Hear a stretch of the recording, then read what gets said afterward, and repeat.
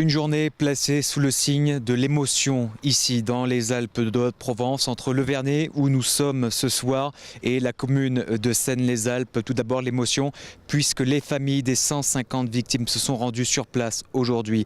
Elles étaient accompagnées de François Hollande et d'Angela Merkel qui sont arrivés à la mi-journée sur le tarmac là-bas à Seynes-les-Alpes. Ensuite les autorités se sont rendues ici au Vernet à quelques centaines de mètres d'où nous sommes pour se conforter avec les familles au pied de la catastrophe. La catastrophe s'est déroulée juste derrière nous, à flanc des montagnes.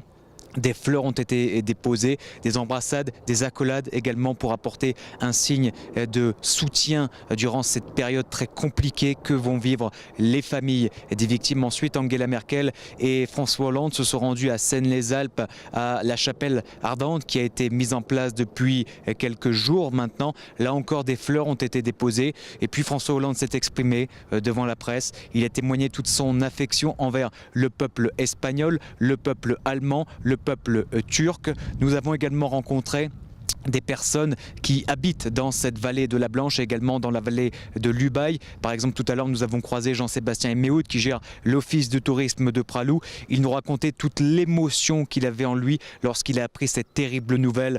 C'était mardi. Il est encore sous le coup de l'émotion. Nous avons également croisé des personnes venant de Gap, d'Embrun, pour croiser aussi François Hollande. Il faut le dire, c'était un événement. Énormément de personnes étaient mobilisées. Entre 500 et 600 militaires étaient sur place aujourd'hui à Seynes-les-Alpes et ces personnes que nous avons rencontrées qui viennent de toutes les Alpes du Sud tenaient le même discours, beaucoup d'émotion, de tristesse pour ces 150 victimes, de la tristesse également pour le secteur des Alpes du Sud et des Alpes de Haute-Provence qui aurait mérité meilleure publicité.